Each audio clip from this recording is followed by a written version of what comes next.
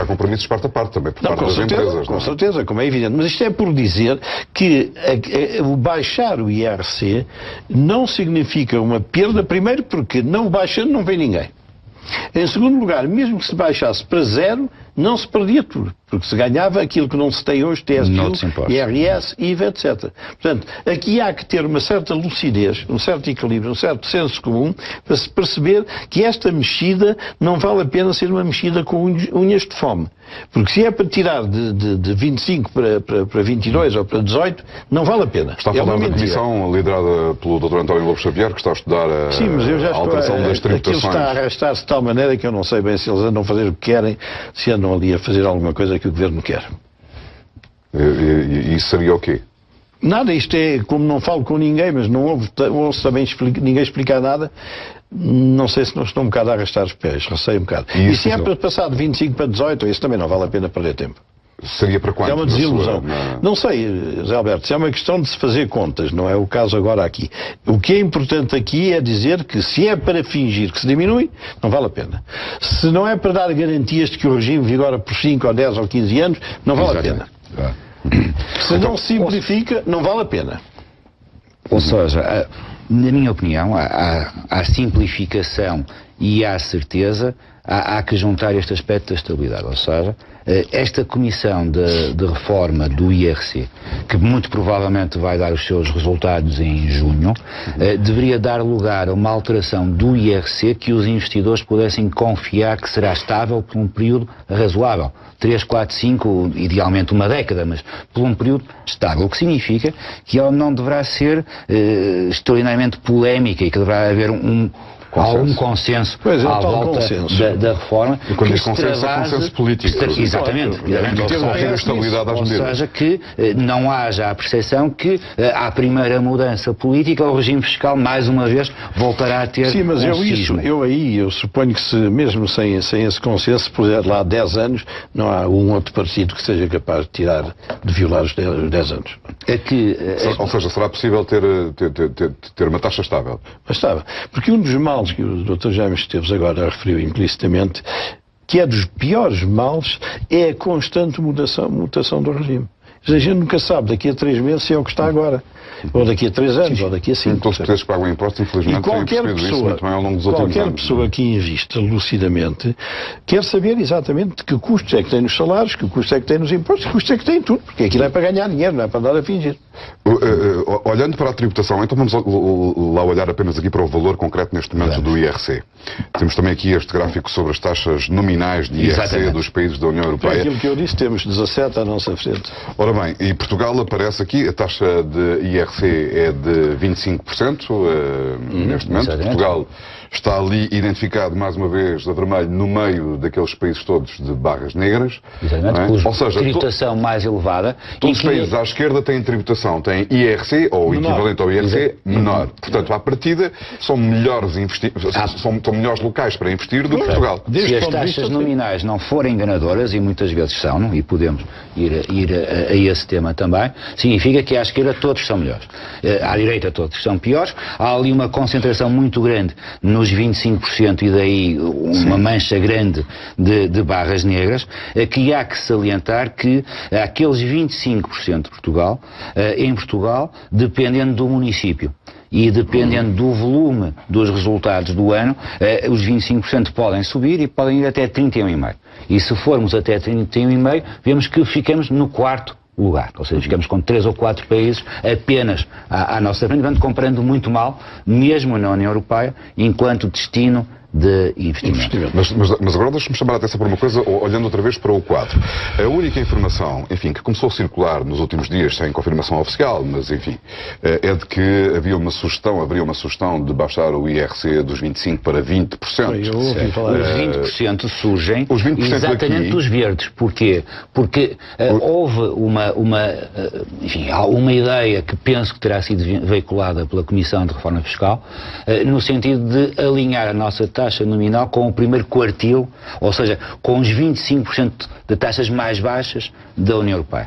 E exatamente, se olharmos para os verdes, reparamos que entre os 17% e os 19% é exatamente a taxa mais elevada dos 25% de países da União Europeia com taxa de tributação nominal. E aí temos a mais Hungria, baixa. a Polónia, a República Checa, o Luxemburgo, a Estónia. Nós só aplicamos um golpe que nos torna preferenciais, ou as pessoas não vêm para este país desarrumado, é que ninguém se entende e ninguém manda em coisa nenhuma, prescindindo de ir para uma coisa parecida. Sim, claro. Se é para ser parecido, não vale a pena vir para aqui. Se é para ser mais perto, provavelmente, certeza. de outros mercados, não é? Não, ou é realmente uma solução altamente atrativa, não só deste ponto de vista, como dos outros pontos de vista, ou não vale a pena perder tempo. Porque até a visão, o Sr. Jaime Esteves tem informação mais segura, a visão que hoje se tem de Portugal é que isto é uma casa de doidos. Acabou de dizer isso. Complicada, pelo menos. Complicada, pelo menos. Bom, diga. Não, ia dizer que há aqui duas alternativas. Uma é a redução da taxa nominal. Portanto, isto significa que ficamos na Europa com um referencial de uma taxa nominal muito baixa, e já vimos que tem que ser seguramente bem abaixo dos 20%, e saber se isso é... É que eu estou a olhar para aqui e vejo Chipre com 10% de taxa nominal. Vê? E mesmo assim também não se salvaram, não é? Mesmo assim também não se salvaram. Isto é uma ajuda, mas não resolve tudo. Mas depois vejo a Alemanha com 15% de taxa nominal. Sim, certo. O que significa que nós ou reduzimos substancialmente a taxa nominal, ou não havendo capacidade orçamental para o fazer, ou não havendo vontade política de reduzir substancialmente essa taxa nominal, nesse caso temos que pensar muito bem que reforma de IRC queremos e em que medidas seletivas podemos adotar no sentido de reduzir já não a taxa nominal, mas aquilo que se chama a taxa efetiva, ou seja, em função do que é a base sujeita à tributação e a base não sujeita à tributação, face aos resultados, no final do dia, qual é o imposto que efetivamente se paga. E aí, parece-me que nós devemos pensar o início da nossa conversa.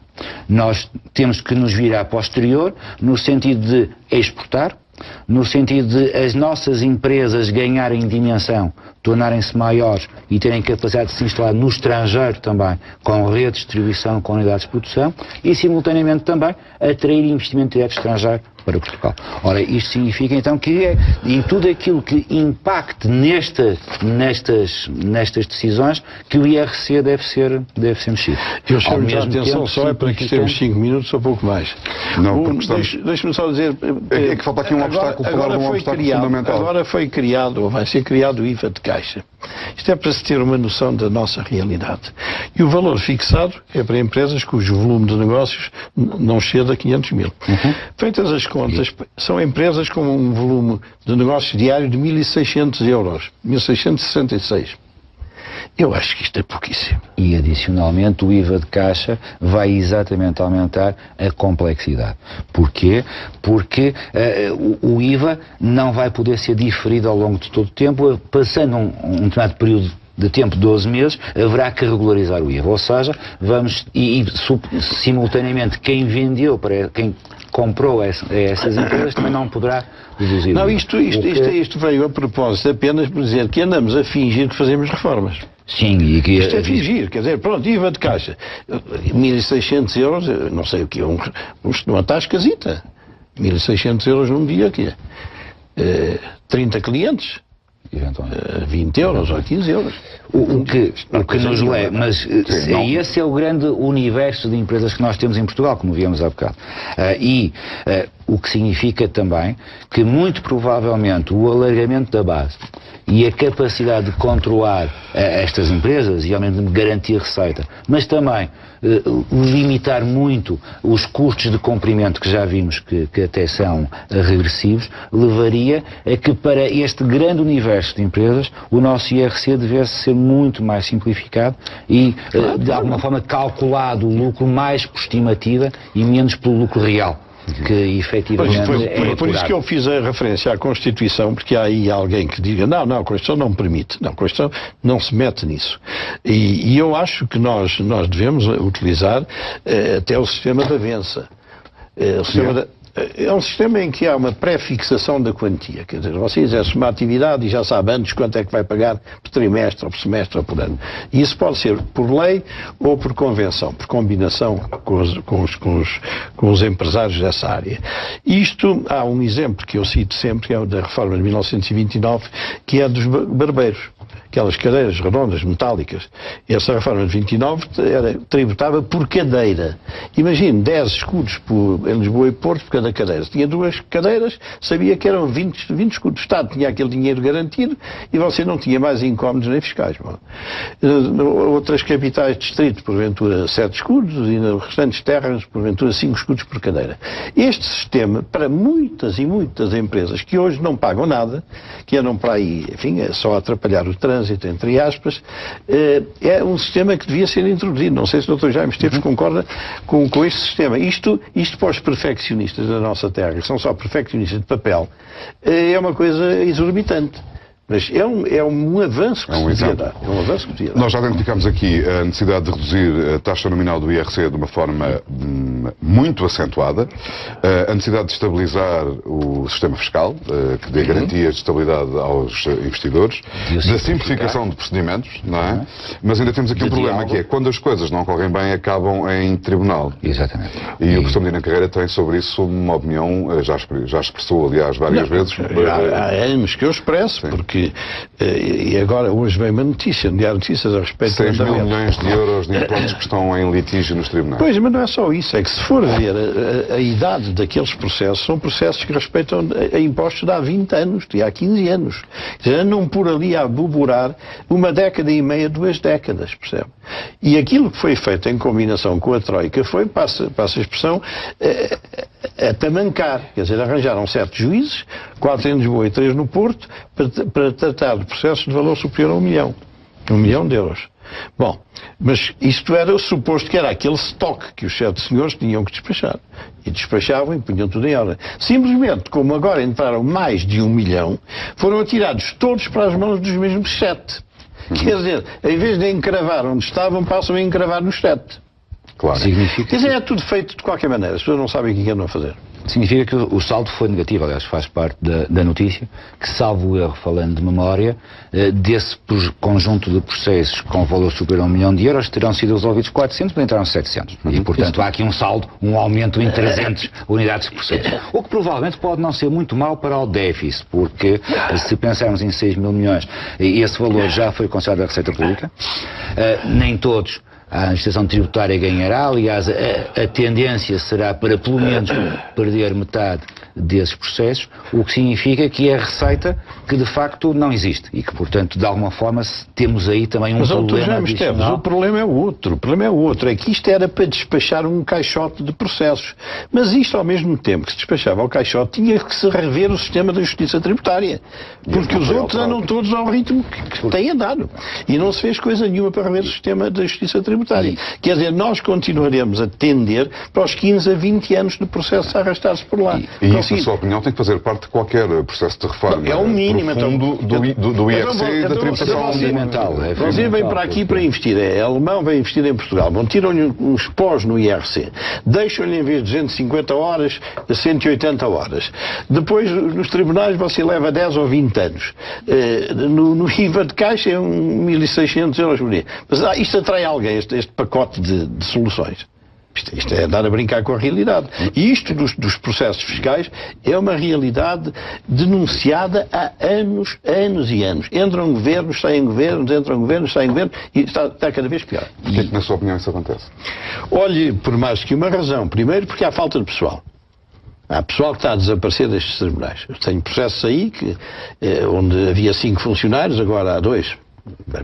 A atravancar. Depois, há um vício que existe nestes tribunais, é que vêm os juízes que mandam redistribuir processos. Nós 3 tínhamos uns certos processos, mas chega alguém e diz, redistribua tudo. E um que estava na sua mão passa para o meu, gostava de já me ter. Quer dizer, vai ter que estudar tudo do princípio. Depois, há imenso tempo para fazer as sentenças. Eu tenho processos que estão há 5 anos para receber sentença. Pontos para receber sentença. Quer dizer, está tudo encravado. E há muita litigância sobre argumentos e contra-argumentos? A litigância é normal, é o advogado do cliente que se confronta com o representante do Estado num tribunal, em termos normais. Do ponto de vista do funcionamento formal, isto não tem problema nenhum. Agora, aquilo arrasta-se por tempos infinitos. Eu processos com impostos de 95, 96, 97, há por lá os pontapés. Ou seja, esse é um problema porque não tem sido considerado uma prioridade por parte da máquina administrativa. Mas devia ser uma uma prioridade, mas não parece ser para os governos que vão passando. Mas, Eduardo, repare que a complexidade do sistema leva necessariamente à possibilidade de haver vários